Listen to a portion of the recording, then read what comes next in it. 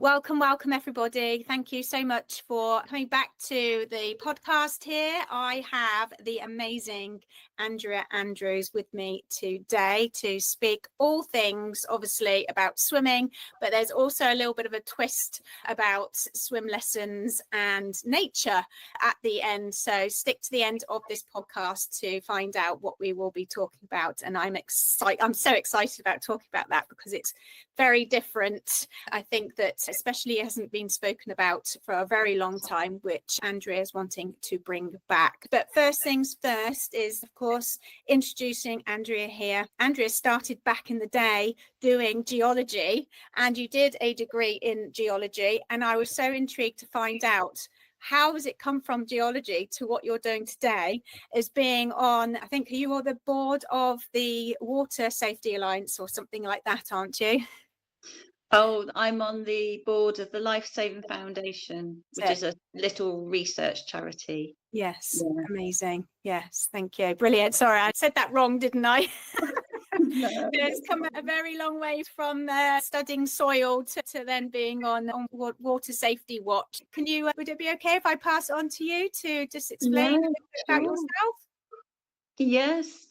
I am a geologist at heart, as you say. It's something that is a wonderful science of looking around at the world, and it's a fascinating way of seeing things that are not easy to spot.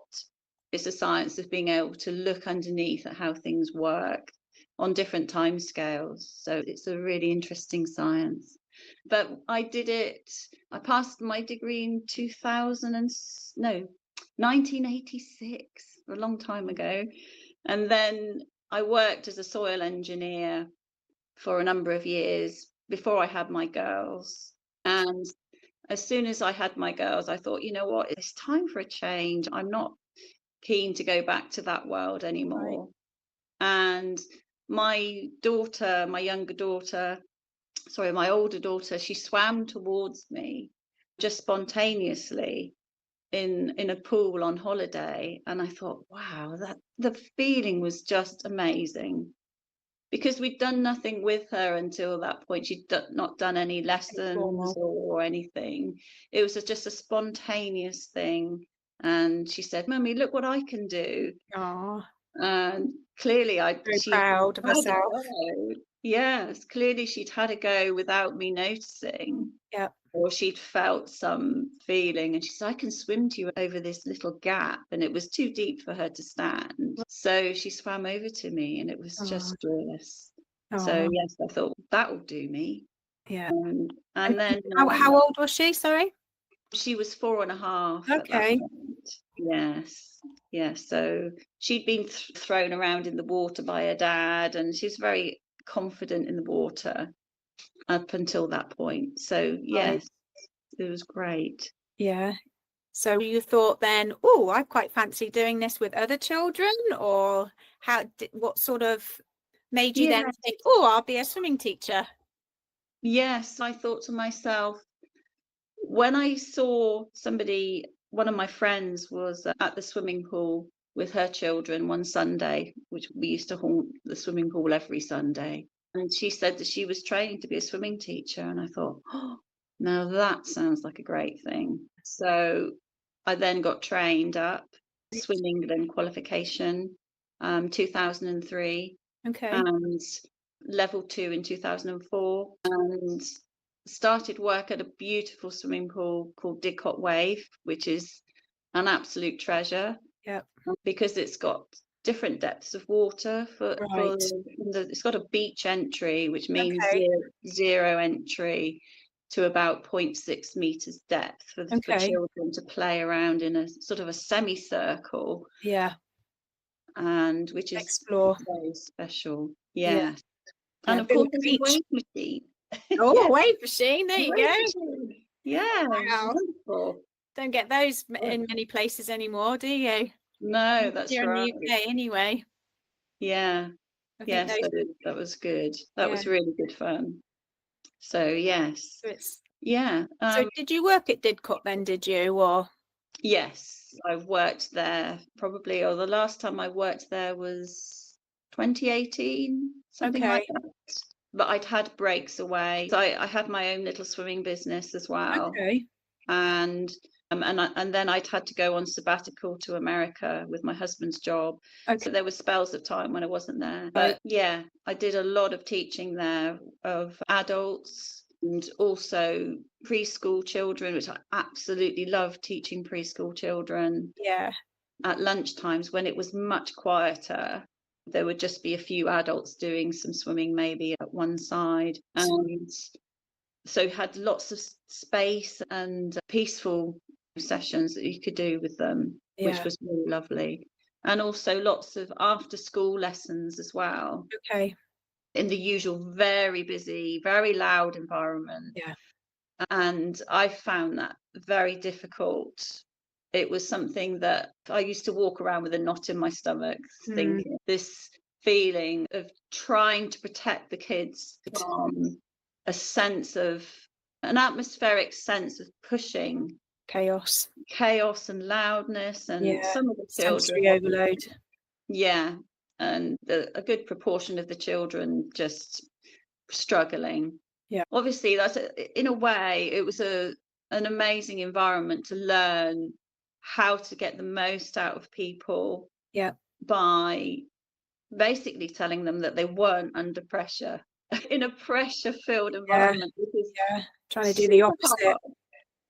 Which is super hard to do, but an absolutely fascinating learning process. And I learned a lot by doing a lot of reflections in diaries. So I wrote and wrote, and because I did that, I've now got long case studies of children, just their first names, never recording their surnames. Being able to see what happened with them, and it builds up an evidence base as well of how things really work in the water. And the social side is just so massive for swimming. Oh yeah, definitely. If you can take that pressure away from people, that social side, and say, no, what are you like as a person in the water? I want to see you. I'm not interested in whether you can already swim front crawl because granddad's helped you. It's about helping them really thrive. And usually that meant a lot of play, just an immense amount of play.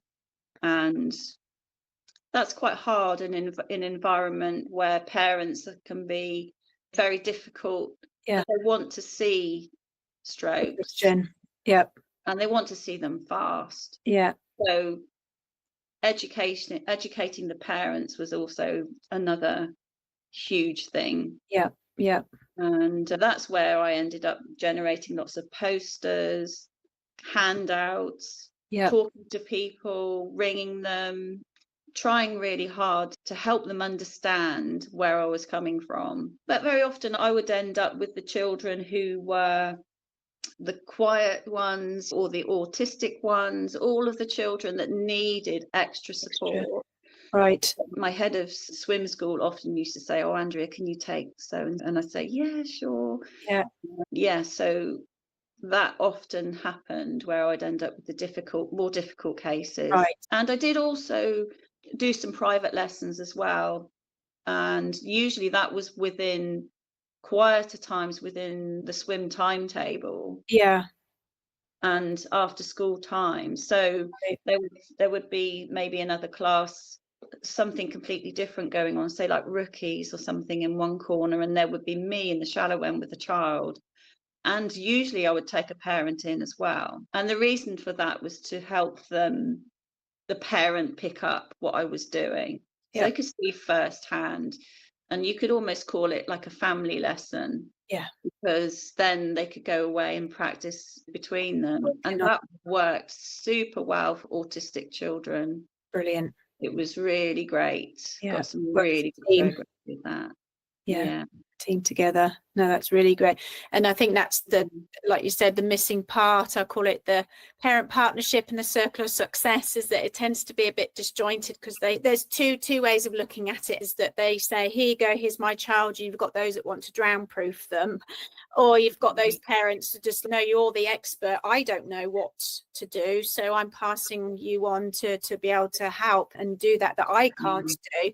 But if you can bring them together and do it all together, then you're giving them that education and you're teaching them alongside, which means that you're passing on your skill set to the parents too. Yeah. Doesn't mean to say that they're going to be replacing you as the teacher, but if you can work together, then it's a win-win, because I don't think we would be traveling with them around. If they're going on holiday, we're not going to be there, are we? It would be nice to go on holiday with everybody, but it's not that case, is it? Did you find doing the posters and putting them around, or did you hand them out to the parents, or how did you say you created these? Because did you write a book as well? Oh gosh, I've done so many. I want to hear it all. To educate parents. Yeah, I'd written books as well. That was where I was working at a swimming pool where the children couldn't touch the floor. Okay. And that was where I was working for another swim school owner. And I found some of the parents were actually quite afraid of water as well. Yeah. And there was quite a correlation between those who wanted to push their child and they were nervous of deep water. So often I was thinking how to have that parent and child sit down and look through a book. So I did some various little books for that to happen, and that seemed to work quite well. But they've remained in a very, there's something to be that brought out again. Yeah, Wipe the cobwebs off them. Yes. Yeah. I think the traditional sort of, you'd have to look back at them and just have a look, but they tend to be really quite interesting to watch, to read, to be like, wow, this is what we did back in the day. Exactly. So you might be able to bring that forward to now, because it's almost like we're going back around now, aren't we, as to what used to be the case. But I'm interested as well to hear that we first connected when I was on LinkedIn, and because I saw this amazing post that you put on. There was this I can't say it, so Andrea, you have to say it. There was a wheel, and it was to do with competencies. Yes.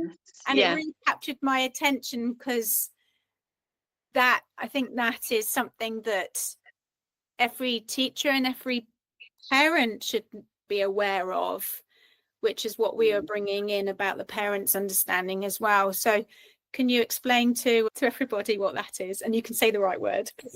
Yes. Well, it's the 15 water competencies. And it's something, because I now work in the drowning prevention world, and I'm trying to really bring that to teachers, because I'm a director of this Life Saving Foundation charity. Yes. And basically the 15 water competencies are something that has developed within the drowning prevention sector, the research sector. The diagram that you saw is a beautiful wheel. Yes. Which is designed by some people in New Zealand. It's got Okay. that sort of Maori feel about it. Yeah. And it's beautifully done. So I took that diagram and I thought to myself, having all these 15 individual water competencies, that's a substantial number of things for us to want to transfer to somebody. Yeah. And the way it's done is, well, at the moment it's not being taught specifically in swimming lessons. And I thought, how is this going to happen? Because the competencies range from, so each competency is about, for a start, say knowing how to swim. Yeah. And that's just one of those elements.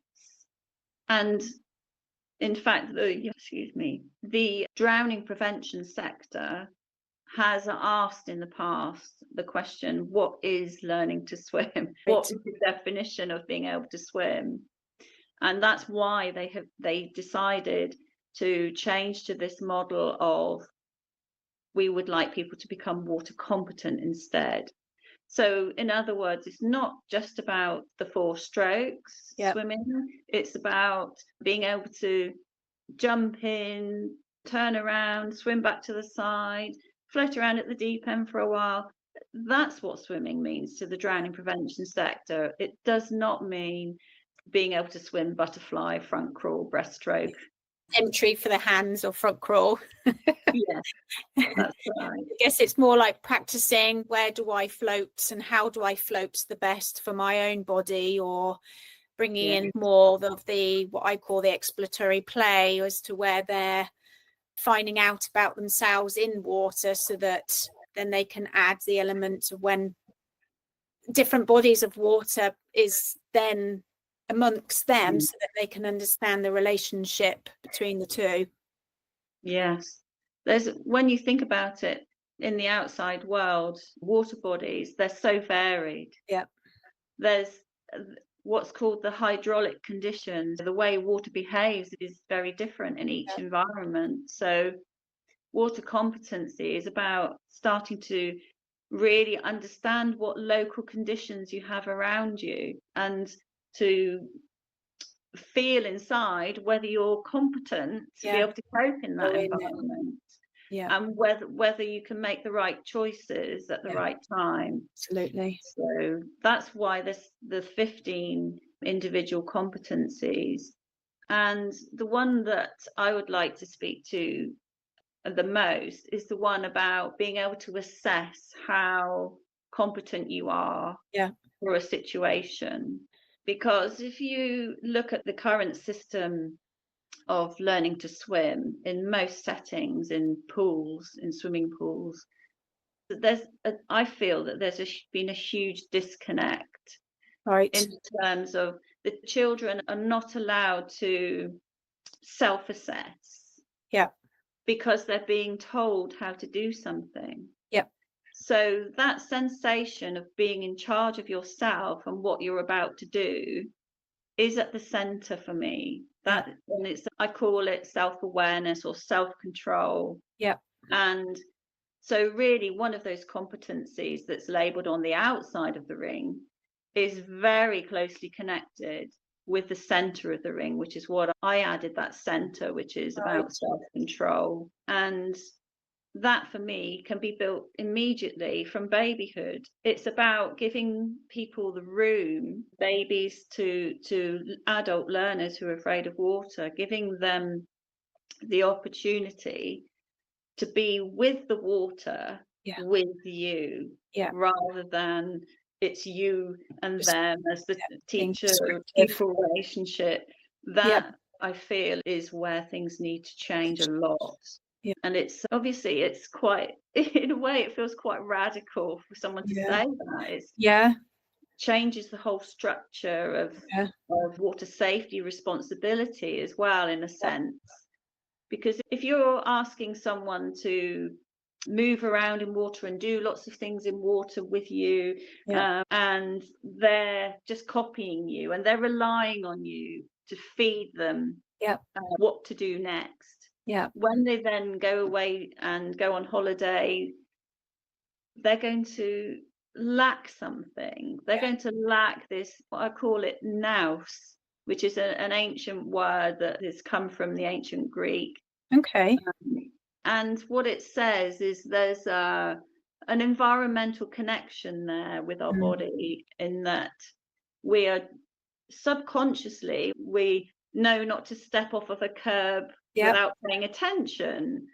It's about using this internal resource that every human has it. And that connection with the environment can get broken by people trying to interrupt someone who's learning naturally, or by trying to show them everything that they should be doing. And that's the part for me that's my focus. And trying to re-establish the links again. There's a lot of it is subconscious.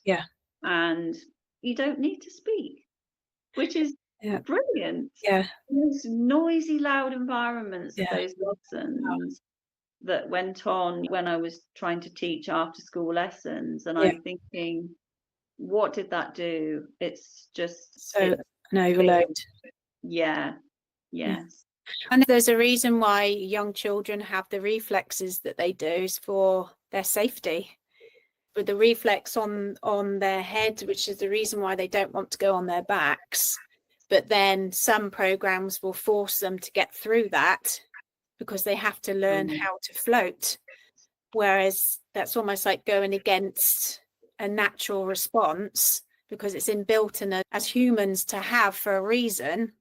Yeah. Yet if they're fighting against it, it's almost they're fighting against natural response, which is there for a reason, which Yeah. is why what you're saying is amazing, because when you do your teaching qualification, you're told to do this and this. Yes, they give the potential reasonings, but they don't really explain why there is a particular response in our human nature, which is what we need to work with.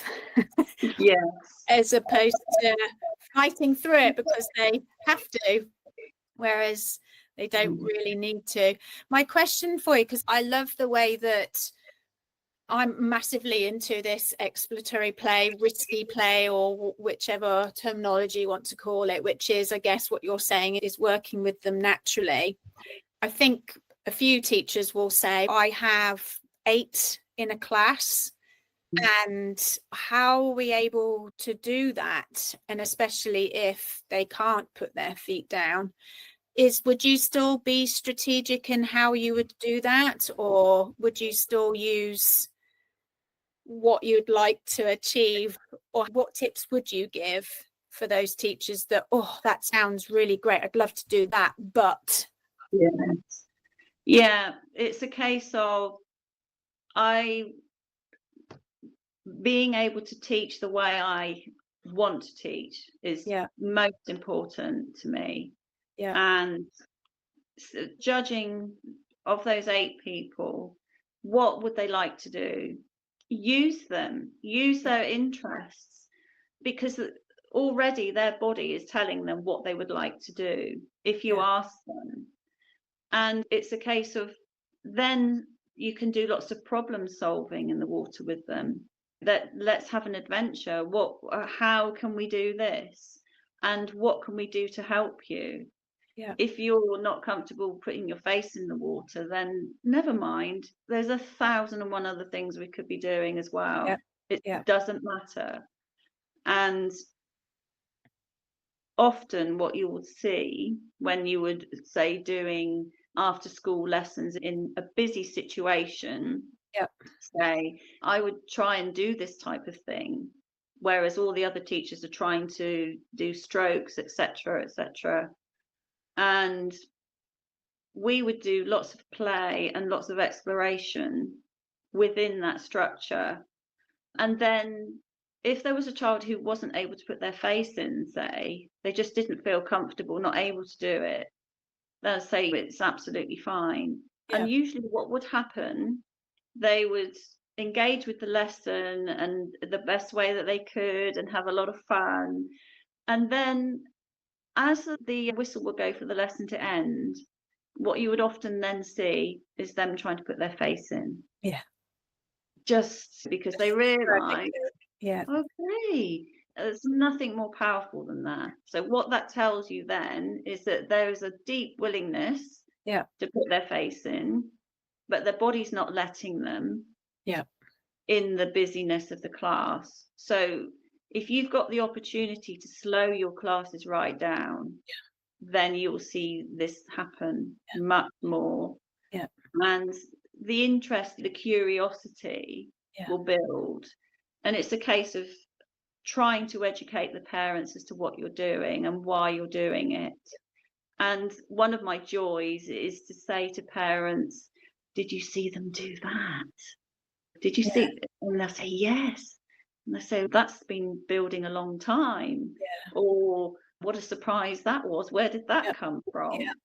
So it's about then when you bring the parents in to your thought processes as well, then when another new parent comes along who doesn't understand the system, the one who you've explained to and they're right on your side will Say it support you yeah and do the education for you, which is excellent. I used to get that a lot. it Really seems nice. a bit more powerful when it comes from another parent, doesn't it, as opposed to it, because you know yourself that the process of it, of what it is, because you've seen it so many times.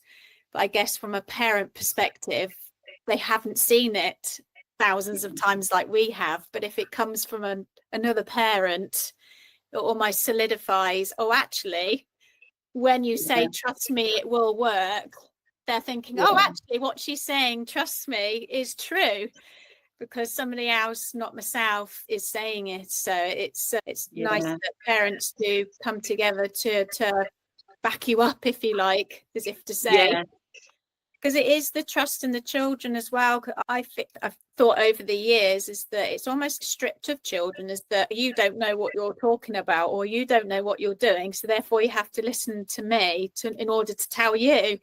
Whereas your daughter was the perfect example, is that she had no external influence from anything, and she naturally did what she wanted to do, and you hadn't formally said to her, you need to do this and this.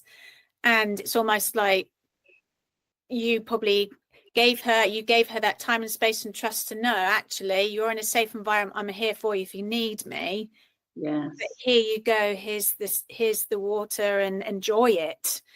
And it's absolutely, you've nailed it. You've absolutely nailed it, Helen, because that is the key, is to re-empower the natural learning process. It's just in there, it's inside everybody, and it works with adults as well, because obviously they could come along to learn to swim, having been the previous way of learning had not worked for them, clearly, otherwise they wouldn't be there.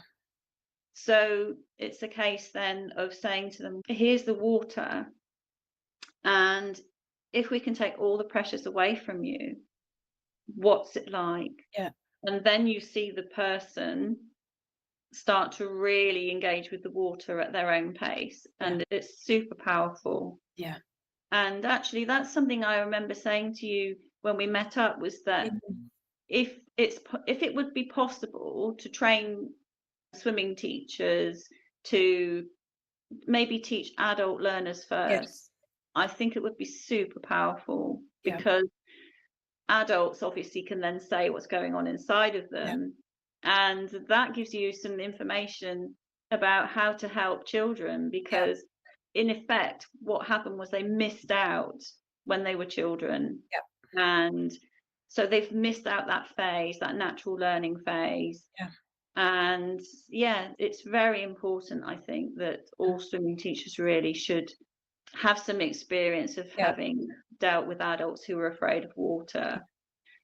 And that's one of my I guess they can articulate a bit more as to, I'm feeling, because it's hard with children, because they feel these emotions but they still don't understand it yet, do they? So we're tending to all go by their body reactions, which if they're responding in a case where you were doing an example of putting your face down in the water, if they're adamant no, that's because their emotions are there and their body's telling them actually no, but they can't say, oh, I'm feeling da da da da.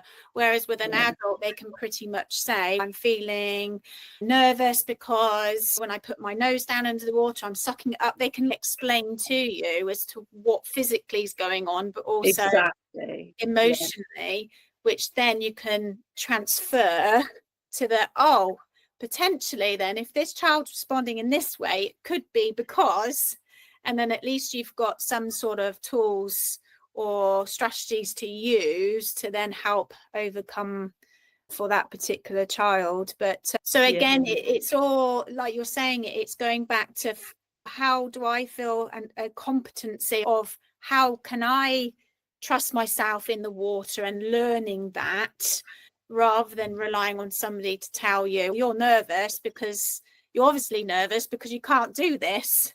Whereas, which is why I guess that the wheel comes into it, which is why what I would like to go on to is bringing back into nature of actually, should we be going out with part of a swim program, whether or not it's separate or part of going into nature and explaining in your local area, because then I guess that builds up your knowledge about certain bodies of water, so that if you are then going somewhere else, then at least you're building that little bit of awareness, aren't you, from your little local area to then stem out to further. So tell us all about this exciting thing that I really want to be a part of. I want to be one of your employees. Oh, that's brilliant, Helen. Yes, in the drowning prevention world, obviously, there's so much to tackle. Yeah. And one of the things that is up and coming at the moment is how people engage with the natural environment, how they, obviously, I think one of my colleagues said to me the other day, Andrea, very few people actually drown in a pool. Because why? Because it's lifeguarded, because there are certain rules, and because people are watching. Whereas then teenagers then go out to their local river and have a mess around, and things can go wrong there.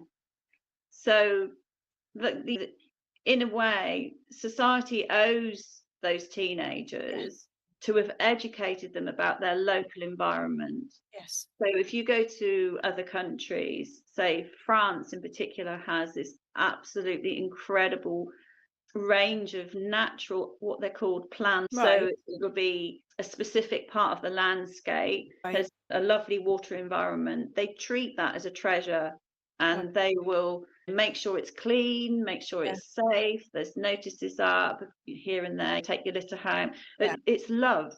Yeah. And it's treated as an important resource. Yeah. Respected. Yes, exactly. Whereas in the UK, there can be a lot of, it feels as though it can be quite restricted. A lot of the places that you can swim, you look on the map and you think, oh, where can we go? And landowners are fearful of people drowning, and there's more of a disconnect to the landscape. And then if you go to, say, other countries, say the Philippines and the Malaysia, there's people who live from the sea, basically. They make their living from the sea. And those people are highly adept in water, and there's very few drownings in that culture. They have their houses on stilts, don't they, in the water? Yeah. It's just how magical to try and look at what those people do. And obviously there's a vast gap between those people and our cultures, where we learn in pools with clear water and a reasonable temperature. It used to be, not so much now. But, and that there's and also an overwhelming belief that humans are not very adept in water, and that they need guarding, and they need overprotection. And then when you can look at, say, the Nordic countries like Denmark, Sweden and Norway. And they have a different attitude to the environment again. Obviously, because it's a cold environment, the water, open water, is often very much colder than it even is here. So it's a case of, you do have a duty to young people then to say to them about the conditions that they're going to meet if they're going to go out there on their own. So there's some people in Norway who are very keen on educating children in the outdoor environment from a sort of a forest school perspective. And that's where I'm coming from now as well, because I've trained as a forest school leader, and it was a very interesting process of seeing the holistic learning that goes on. And I can see it feels as though there's a real demand for that for aquatics as well to pick up. Makes sense. Makes sense to me. Yeah. Well, if you've got 15 Makes sense to us. competencies, Yeah. 15 competencies to ensure that people try and pick up, Yeah. then the only way you can really do that is through what's called holistic learning, which is where the person knows that they're in charge of themselves because the teacher told them that they are. Yeah. And they are basically, as long as they know what the boundaries are, then they're safe within that environment to explore and to do what they would like to do, to be able to, because they are the experts. Yeah. We aren't. All we can see is we can facilitate what we can see happening. Yes. And it all unfolds. Yeah. So yes, taking young children out into the environment in cold countries like that. Can you imagine? I've seen some absolutely fabulous footage of them engaging with the water side. It doesn't necessarily mean that anyone even needs to get in at first. No. Just or watching. To put their feet in or anything, just learning about the environment and how it works with people who are water competent and also interested in engaging and watching children engage with nature. Yeah. And it seems that the younger that it happens, really, obviously, the more of a lifelong connection you're going to make with those children. They're just going to be attracted back. Yeah. And they'll have safer attitudes because they will have already embodied some lessons from themselves, that they've made little errors themselves. Yeah. So I see it as a very powerful thing. And I would love schools to have a sort of almost like an aquatic forest school set up where they go to the local environment and they play with it, basically learn what to do by engaging with what would be even better is that if it was mixed ages. Yes. Because mixed ages, the older children then feel you'll see it almost instantly. They will feel more responsibility for themselves and for the little ones as well. And there's nothing more joyful than seeing that, actually. Because people learn by teaching others or supporting others, rather. So that's one of the steps that I think to myself, yes, that's great to see. So, but like in the Amazon rainforest and all those sort of communities, they use the children as part of not a hierarchy, but the older children will then step in as the adult role, that if they are going, because they're not like us where we're such in a controlled environment, not even swimming, just out in the world as well, schooling, everything, we're all governed by what we should and shouldn't do. Whereas you can go and explore and you can go as far afield as you want, but as long as somebody in that group of the children will then take the lead of making sure that you're all safe together and you work together, from the teeny tiny little ones, which they don't tend to leave their parents because they're with them the whole time. They're either strapped on their backs while they're working or cooking or whatever they're doing. Exactly. And then I think it's around age 6 or 7 that they then say, okay, you can then go off with the older ones. Until that point, they're in the perimeter. But again, like what you're saying with the forest school, is that they have their perimeter of where you can stay in this perimeter. I guess that then starts of that body awareness and understanding the risks and the hazards before they then go out into the real world of going off with the older children and exploring further afield. You've already established those fundamentals right from get-go. Which then gives you that understanding of what could potentially happen and what are my limits, how far can I push myself to, which is never done in a controlled swimming lesson, because they don't know how far and what they can do, because they don't they're not given that space and time to be able to do it. So that Exactly. when they do go out and explore canals or lakes and things, they're naturally, like you said, naturally drawn to it, but they don't know how far to go. Because it was really nice, wasn't it, when we met up, we were sat watching people, weren't we? With the river, and it was quite fast flowing, wasn't it? And it was really quite murky, because I said, oh, that colour doesn't look very nice, does it? And you were explaining about the soil, which I had I was quite shocked that gentleman was diving. He dived in, didn't he, head first? And I was like, and we both like, had he already been in? Did he know how deep it was?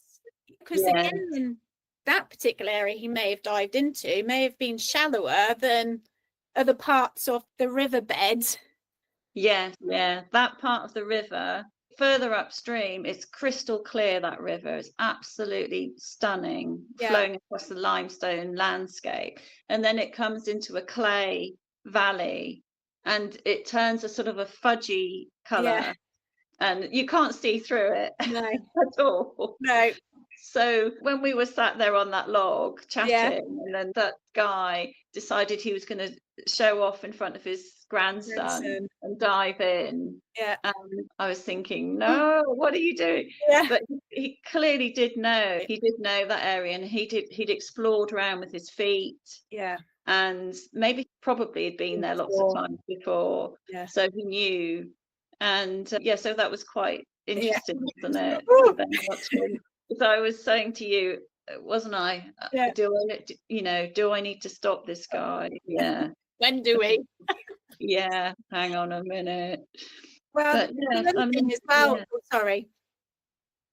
No, sorry, because I was saying that diving is something, obviously, I can't remember exactly when it happened, but diving has become, I suppose, because of a few inevitable accidents where people dive in and they end up with spinal injuries and basically end up quadriplegic or that type of thing. There's been a huge fear of diving, and I think it's something that in the old days, go to somewhere like Farley Swimming Club, which is an outdoor area, right, and they used to have a huge diving board there. And people used to dive off of that diving board and into a river that was no deeper than probably 2 meters, which is crazy. But they used to do swallow dives off of it, which is like the one where you put your arms back and then come down.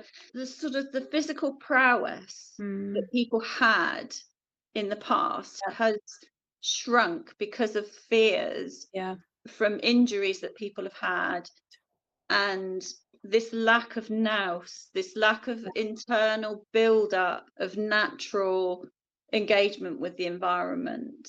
And now it feels very difficult to be able to draw the society back down to that original open natural prowess that was there before. And so yes, what else did we see? We also saw that day some teenagers playing on a bridge and looking at a weir and playing well down beyond the weir. And the others were watching from a bridge. And we spoke to them later, didn't we? And said, oh, you're clearly having a great time. And they beamed, didn't they? They loved it. They were they were clearly used to that area, knew what they were doing. They were not pushing each other to do stupid. They weren't egging each other on, were they? That's right. There was just a natural joy of being out in the environment, being responsible for themselves, and basically looking after each other.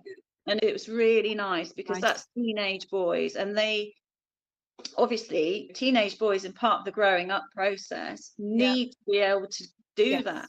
They need to be able to go out into the environment, stretch themselves a little bit, danger, responsibly, and because otherwise, how are they going to know? No one's going to know. If they then went perhaps taking the dog for a walk, slipped, fell in, never been in the river by themselves before, or trying to rescue a dog, all sorts of things. Absolutely. you know, what we don't want is for everyone to stop living. Yeah. Because they're so scared Absolutely. of life, Yeah. of actually living. Yeah. So I had an interview with a gentleman called Alan, and he, long story short, but he had a very bad experience when he was younger, and he's now training to be a teacher himself because he's gone through the process of learning himself. But he right. wants to give that autonomy back to adults, but again, in a very much holistic way that we're chatting about. And he was explaining that being a male, how much of an influence he had from like his sports teachers of manning up, and if he wasn't doing things correctly, then he was weak. And then having that experience on land and then going to water, of them going to have lessons, they had swimming lessons for longer. So then transferring that then to the pool, of where he was nervous, but then he was told, no, you need to get on with it because you're a boy, you're a man, come on, do this. And he had to mask his feelings, even though he was extremely nervous of the water, because obviously what his previous experience was as a child, and his mother was very nervous as well. So all of that combined, he really struggled in that environment. And he was explaining that there is quite a lot of boys that feel that they are nervous around these things, but because they've been told they are a male, that they have to man up and you've got to do this and stop being so silly, you can't feel like this, you've just got to get on with it. And it'd be interesting that, using those lads as an example, if there was somebody there that was a little bit unsure, they probably would have brought him up to say, it's okay, we're here for you, mate. Not necessarily saying it, but that presence of them being there to say, I'm here if you don't want to do it. There's absolutely no pressure. Whereas there are groups of lads of where they would be saying, oh, what's wrong with you? You don't want to do this. And so they would feel compelled to want to fit in. So even if they didn't want to swing on that rope swing into that water, they probably would just do it because they feel as though they have to do it, but then they're putting themselves in harm's way because they haven't had that training to help themselves. So I think that's where it's really quite interesting from his perspective as to, actually, I hadn't thought about that, but in true essence, that's probably why boys in that age range, the drowning rates are so high. That these are the ones that is really starting from such a young age, as what you're trying to achieve with the forest school connection, brings it then to that when they are teenagers, that they already have that feeling of, actually, no, I can't do this, but then to say, no, I'm not going to do that, and be okay with it. Yes, absolutely. And that's one of the, I've designed like a little book which is called Am I Learning to Swim? Yeah. And the second step it's a 10 steps book. And the second step is saying, basically, I can explore, but I can also say no when I know that I'm not ready to do something. So that is, it's a sort of visualizes across. So you've got, yes, I can explore, but no, I can say no. So you end up with an X. And it's something that I think teenage boys forever and a day, or I don't know, forever as human beings really, have wanted to push each other and challenge each other. But if they've never had any connection with the environment, then that's going to be so unsafe. Whereas if they've been introduced to it as a preschool child, then they're going to have a lot more physical embodiment already. They know how cold it's going to be on a hot summer's day, or they know how it flows faster sometimes, or what it's like on a windy day. Just all of this stuff that we cannot, all the volume of information that we cannot transfer. You cannot transfer it. Mm. Even outside, you can't write a book and put it all down so that someone can read it and say, oh, okay, I can understand it now, because it's endless. So different. It's Yeah. too endless. Yeah. And the body needs to be reading it and informing you. Yeah. So you asked me a question when we met up about how do we actually start doing this within a pool, in a pool setting. And there's nothing to stop you doing lots of imaginative things and setting up little scenarios and stories to actually work through a little problem. How could we get this person who doesn't want to get their face wet, how do we get them across the other side of the pool? There's a deep end in the way. What should we do? Yeah. All of this stuff. Oh, we could put a lane rope out and we could ask them to hold it. Just so many lovely things. Yeah. Just using all of the things that are there in front of you, engaging with the environment as it is, and seeing the assets and the risks. Yeah. And the children are great. Children are great at doing this. In fact, teach rookie lifeguards. So that's children who are 9 to 11. And we have an amazing time. Absolutely great time, because they're so imaginative. Yeah. Some good ideas. You're like, yes. They so want to learn as well. Yeah. And you can bring first aid into it. You can bring CPR and all of these things. There's nothing. I don't know if you've seen a video of I think I'm trying to remember when it was shown. A little girl. I think she was only 3. She had managed to rescue her mum, who had she'd had an epileptic seizure or something like that, and she was face down in the water. And this little 3-year-old had got in. Luckily, the lady was shallow enough for the 3-year-old to get in, and she just pressed down on a hip, and the mum rolled. Oh, wow. Then was face up, so could then breathe, which is so a 3-year-old can roll a big adult. Yeah.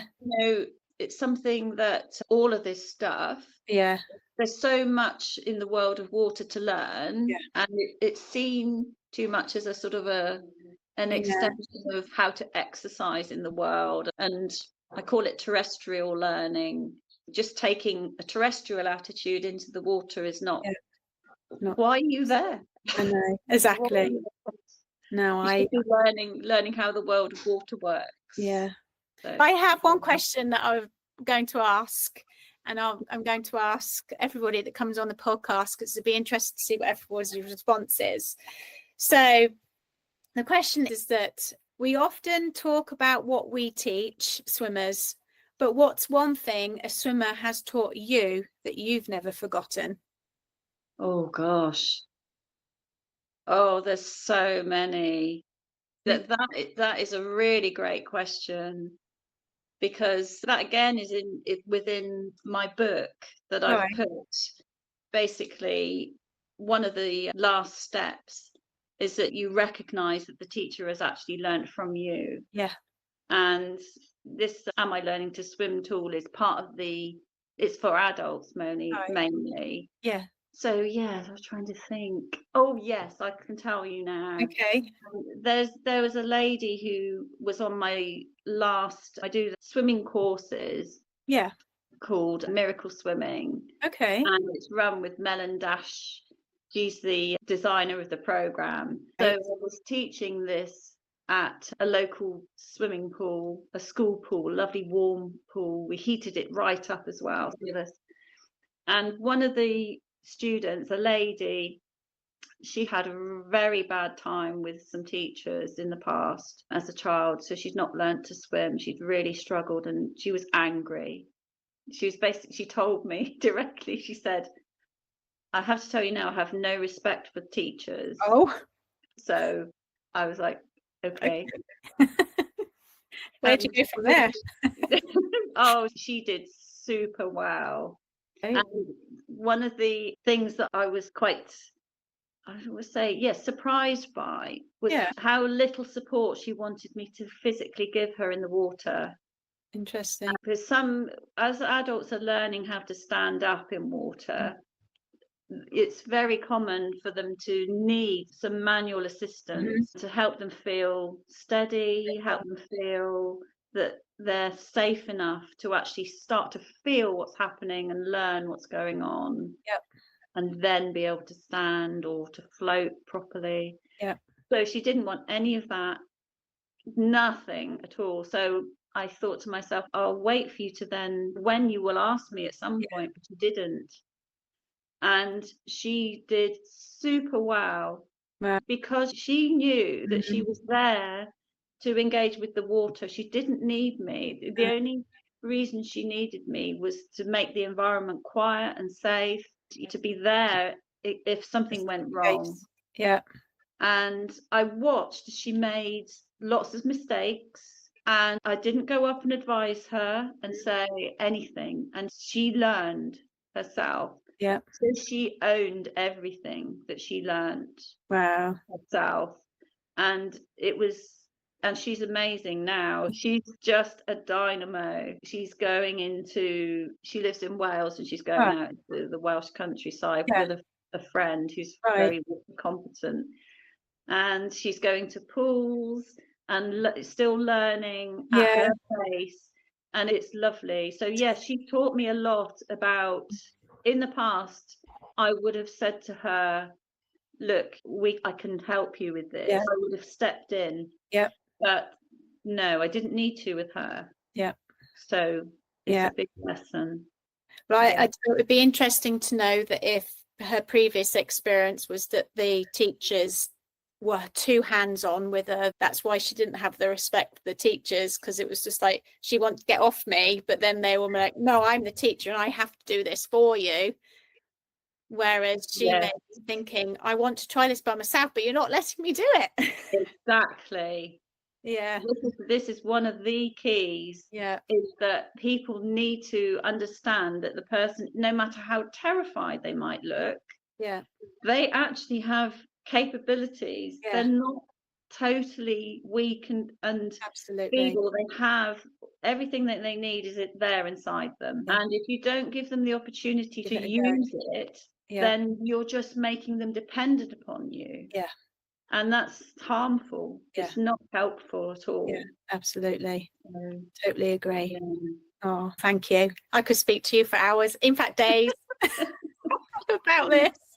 No, you ask great questions. It's very good. No, thank you so much, Andrea. It's been a real delight. And when you set your Forest Aquatic world up, I'd love to come and see it, and even again come and video and see what you're doing, so other people can hopefully be inspired by something like this. And it has always been on the forefront of my mind. My son went to an outdoor nursery, and he's now, in fact today he's at a farm because he needs to be outdoors, and he's learning about all the outdoors. So it's something within me that a lot of people, I guess, that also has the same sort of mission that we're trying to achieve. It's something that they may be interested in doing too, and so we can then hopefully spread it wide, of bringing these sort of ideas. But I totally on board with the fact that we do need to go back to nature and understand it for sure. And it's not all about the controlled pool environment where it's clear, whereas the river we saw was very murky. So one extreme to the other. But thank you so much. And I would love to be able to have a conversation again, hopefully in the near future.